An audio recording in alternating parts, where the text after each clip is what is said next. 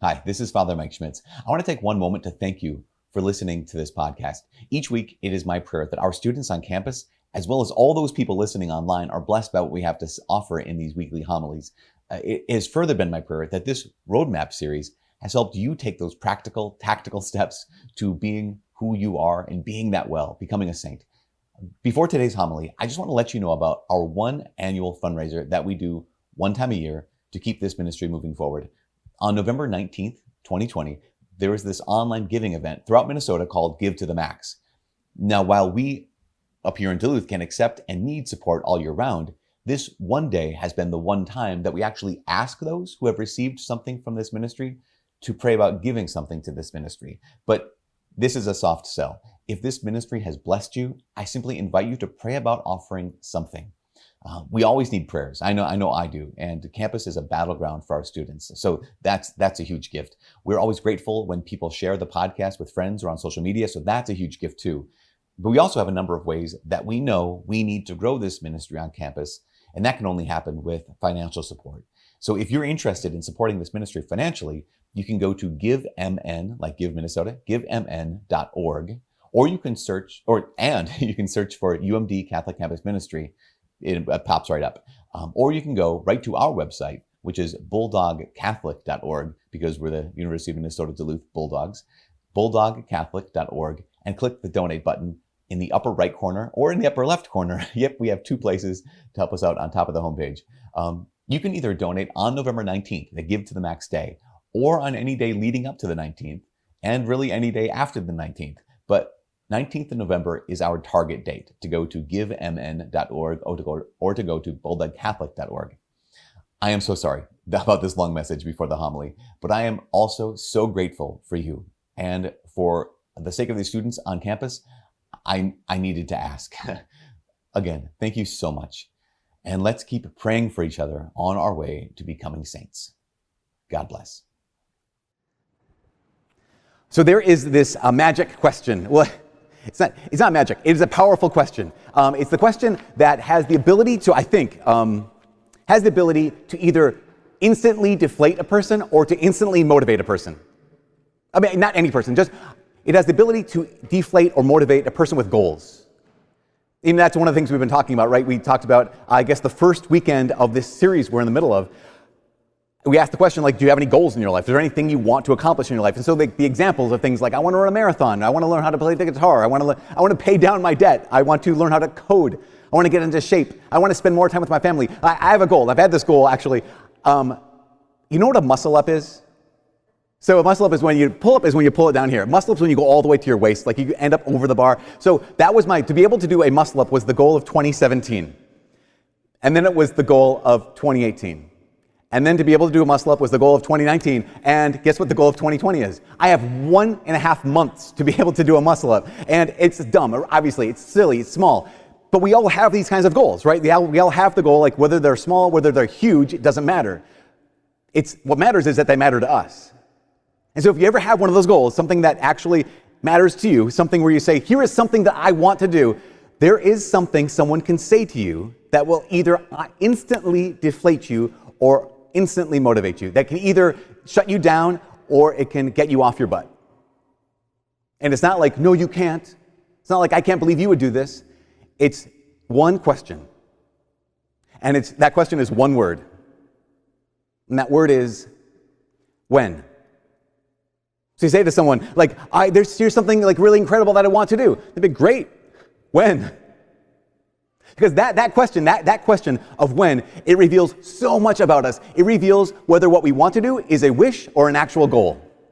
It reveals if it's something I would like to do or something I'm going to do. It reveals if this is something that I'll let happen or something that I'll make happen. That one question, that question of when, reveals what I think a lot of us are doing. I think a lot of us, maybe too many of us, we walk through life with some vague kind of wish that it will be a certain way. And so we just let life happen to us. We let life happen around us. And because of that, for so many of us, life just becomes a series of what happens. Life just becomes a series of accidents. So our whole life is then just a string of accidents. And what is it when you have a life of accidents? Like, yeah, some of them are good, some of them are bad, but that's all they are. All they are accidents. But remember, the very first foundation thing of this whole series, the roadmap series, is the belief, the truth that you've been made on purpose. You haven't been made on accident. That you've been created and redeemed to live on purpose. Basically, that your life means something. You have a goal, a what to live for. And again, that what is what St. Francis de Sales had said. He said to be who you are and be that well. If that what, that goal, which is to love God with everything and become a saint, if that what is worth spending your entire life for, if it's worth pouring out your whole life on, then we all need something. We don't just need a what, we need a how. We need a roadmap. We need a rule of life that helps us actually get to that place. And so the very first week, one of the things, this little review, the very first week we said, okay, rather than just like, here's a checklist of things to do, what we need to establish first is who you are. Like, our identity is more key than almost anything else. And so we talked about the fact that you've been made in God's image and likeness. You've been inscribed, but He's made you into His son. He's made you into His daughter. That's who you are. That's the first thing. And then the next week we said, you don't have to like radically change your life. You might go back to the same things you've been doing, but that life has been reclaimed, and then every action in that life has been repurposed. So you have a new why. And you have that new why by going into the events of your day and saying, okay, Lord, I'm going to ask you to be present. Make me holy. I'm going to offer you this moment, and I'm going to accept whatever you bring to this moment. We have who, we have why, and then last week when we asked where, we said, I might have an incredibly detailed, incredibly informative map, but I need to know where I am on that map, because this is not someone else's map. This is your map. This is not someone else's rule of life. This is going to be your rule of life. And so what we need to do is you need to figure out where you are on that map, and where you're weak on that map, and where you can establish guardrails on that map. And I think that today, though, to really make a difference in this whole rule of life thing, to really make a difference in this, to get to this incredible what, we have to ask the question, when? Because I think all of these things we've been talking about, the who and the why and the where, those are all really great ideas, but we have to answer the question, when will they be part of my life? Like, if that's the what, if that's the goal I want to spend, when am I going to start being a saint? That's the question. If that's the goal for my life, if that's the what, is it when am I going to start? Because the reality is we could get to the end of the story, we could get to the end of our lives and not be ready. That's the whole point of the parable today. Right? The parable Jesus tells about the 10 virgins, 5 are wise, 5 are foolish. Now, I remember the first time I ever heard this, the first time I paid attention to this in church as a kid. Maybe you had the same experience, where you have the foolish virgins asking the wise ones, share some of your oil with us. And they don't share. And I'm like, what? Mom, my mom would not approve of that. I'm like, Mom, I think you and Jesus disagree on a couple things, because you would think, right, that Jesus would say, and the wise ones were also good, and they were kind, and they shared what they had. And Jesus is like, no, they didn't share, and it was fine. That's a good thing. And here's what you have to realize. The point of a parable is never to make like a universal application to every situation. The point of a parable is it's a very specific story to make a very specific point. And the point of the parable is not, don't share with people who need. The point of the parable was, to be ready, you have to get ready. In order to ultimately be ready, you have to get ready. That reminded me of a quote from a Football Hall of Fame coach named Bear Bryant. He coached for Alabama. And he said this. He said, it's not the will to win that matters. Everyone has that. Everyone has the will to win. It's the will to prepare to win that matters. Because if we think about that, that's the key. Look at the parable. It isn't that only some of them fell asleep. They all fell asleep.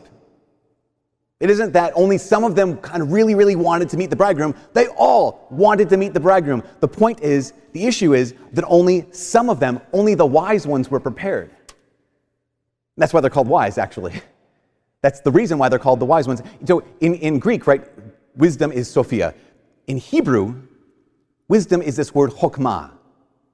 And this chokmah, this Hebrew word, this Hebrew idea of wisdom is not just someone who knows a lot of data, they know a lot of facts, they know a lot about a lot, they have a lot of knowledge. That's not chokmah. In the Jewish mindset, to have wisdom is practical wisdom. It's excellence, essentially. Chokmah is excellence. So if you were a carpenter with chokmah, you're not a carpenter who would do really, really well on Jeopardy. You're a carpenter with chokmah is an excellent carpenter. And if you're a lawyer with chokmah, you're an excellent lawyer. If you're a salesman with chokmah, you're an excellent salesman. If you're a doctor or a plumber or a coach with chokmah, you're an excellent doctor. You're an excellent teacher. You're an excellent plumber, your excellent coach. If you are a regional manager with Hokmah, you might be the world's best boss, but you are definitely going to be an excellent regional manager, because this is what wisdom is. It's excellence. That's what the oil is. The oil represents this excellence. And this is the reason why the wise ones don't share it with the foolish ones, is because no one can become excellent for you. They don't share it because no one can become holy for you. This hokmah, this excellence, it requires a decision to be excellent. Holiness requires the decision to be holy. That's why St. Francis de Sales, right? He's our guide to this entire series of the roadmap. He says that this decision must be made in three ways. Must be made carefully, consistently, and quickly. Because if we're going to escape a life of accidents and craft a life of excellence, we have to make this decision. I was thinking about this because I was around campus today, and I saw a bunch of people playing tennis. And okay, so I don't play tennis, but I have played tennis. So I don't know, if you're good at tennis, there's probably nothing more frustrating than playing tennis with someone like me, someone who's like no good at tennis whatsoever. Because the majority of the time, I'll swing and the ball will go the opposite way I want it to go. It either goes right into the ground or goes like not over the net, it goes over the fence. Like, it's just one of those. But occasionally, right, if someone like me playing tennis, I will hit an excellent shot. It will like sail right over the net and go right to where I wanted it to go on the court. But the ability to make an excellent shot does not make me an excellent tennis player. It makes me lucky occasionally. Because if I hit it in the right place, that was an accident. And that's the difference between accidents and excellence. To do it on occasion, that's accident. To be able to do that on command, that's excellence. I'm sure a lot of you, have you guys heard of the Cirque du Soleil? It's a super cool like circus that just like, they're these incredible acrobats and jugglers and all these things. They do these remarkable feats. I remember watching a documentary about Cirque. It was following the guy who like invented Cirque du Soleil. And one of the things he said that in other performances, other performers, other shows, they need their performers to be able to do their act 10 times out of 10. He said, but at Cirque, they need to be able to do their act 100 times out of 100. Like, that's the kind of excellence that's required to be in Cirque du Soleil. Not to be able to do it on occasion, but to absolutely do it on command. And so, question is, what is the ultimate hokmah? What's the ultimate excellence? What's the oil? Like, really? You know, the early church fathers said the oil that the wise virgins had, that was their good deeds. It was a life lived after following the commands of Christ. But Jesus gives us an even more precise definition or description of what the oil is. And what the oil is a relationship with Him. Because the ones that don't have oil, what does He say to them? They knock on the door, and He says these just tragic words. He says, I don't know you. Imagine getting to the end of your life and wanting to get in. And Jesus is like, we don't spend time together. I don't know, we don't have a relationship. And just in the same way that no one can become holy for you, no one can become excellent for you, no one can have a relationship with Jesus for you. No one can have a relationship with Jesus for you. And say because of that, our roadmap, right, our rule of life, it has to include this. And not only asking the question, okay, where am I? And where are my cliffs? Where do I drive off the road? Where do I need guardrails? But also, your rule of life must create space in your day for moments of encounter with Him. That if we're not going to get to the end of our lives and not be ready, if we don't want to get to the end of our lives and hear those words, I don't know you, our roadmap, our rule of life, every single day must craft space to have access moments where God has access to your life. Now, someone would say, well, Father, you mean like prayer? I would say yes and no. Yes, because yes, that's what I mean. No, because if I say prayer, you're going to be like, oh, yeah, I totally do that. Like I pray before meals and stuff, bless us the Lord. So I have access moments. Like, no. That is nice. I'm glad. Keep doing that. But that is not a moment of access. What I'm talking about is creating a space in your day when Jesus has access to your heart. Like creating spaces in the course of your day when Jesus has access to your life. These moments of encounter. One of the most incredible ones I mentioned at the beginning of Mass. My uncle in college decided, I'm going to go to daily Mass every single day. And I think going to daily Mass is one of the most incredible moments of encounter, not only because we do literally encounter our Lord and God in the Eucharist, but also because, so often when we show up to pray, I don't know where to start. I don't know where to stop. But I can tell you guys this. When Mass starts, you know how to start. We all stand. You know how to stop. We all leave. All the in-between stuff, you already know. I even know this thing. I got it down. It's like strapping into a roller coaster. It's like you get in, you buckle up, and just hold on. So if you want to say, I want to craft a moment of encounter, a moment where God has access to my life, maybe what you get to decide on is maybe it's daily Mass. Whatever you decide on, though, what St. Francis de Sales say, whatever you decide on for those moments of encounter, decide carefully, consistently, and quickly. Now, when he says carefully, what he means is intentionally. What he means is okay, knowing myself, knowing where you are on the map, knowing your day, you already know what your schedule looks like. We're well into the semester. You know what Mondays look like. Knowing yourself, when will you decide to write in moments of encounter? To be careful about this is, when will you decide? Because it's good, integrity decides, but excellence decides ahead of time. To decide in the moment, that's great. But to decide ahead of time is excellence.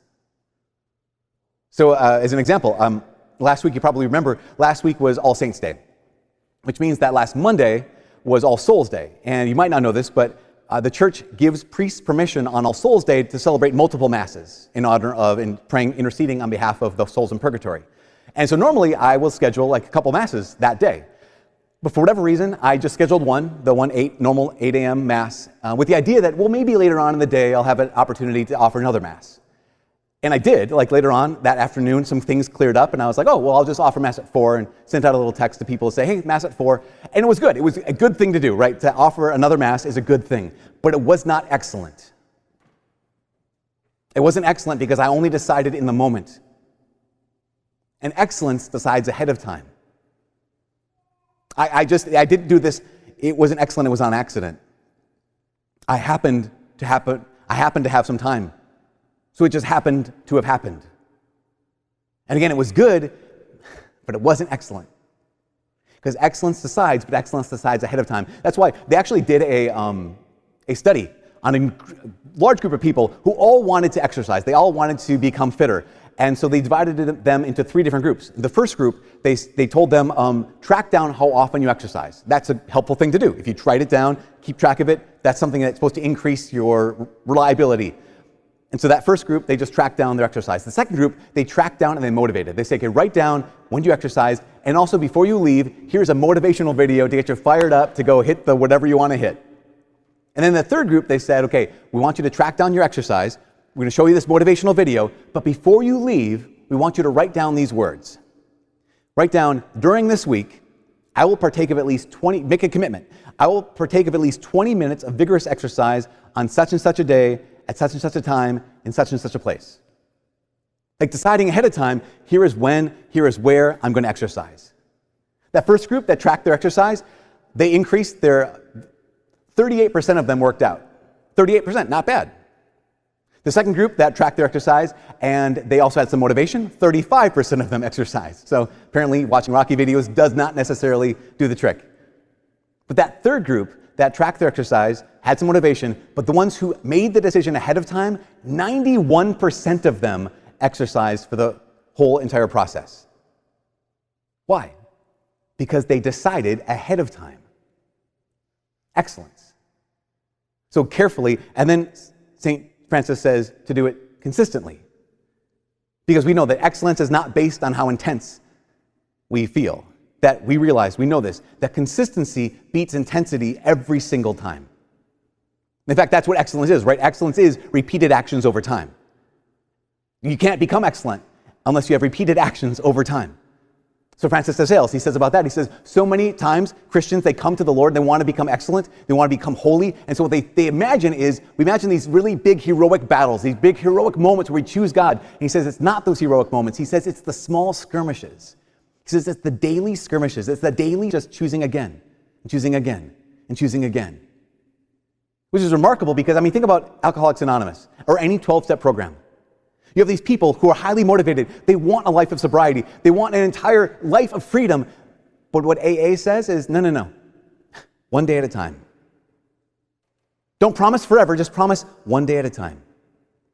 And one day at a time, and one day at a time, and these repeated actions over time, they amount to a lifetime of sobriety. One day at a time, repeated over time, amounts to a lifetime of freedom. It amounts to a lifetime of a new life.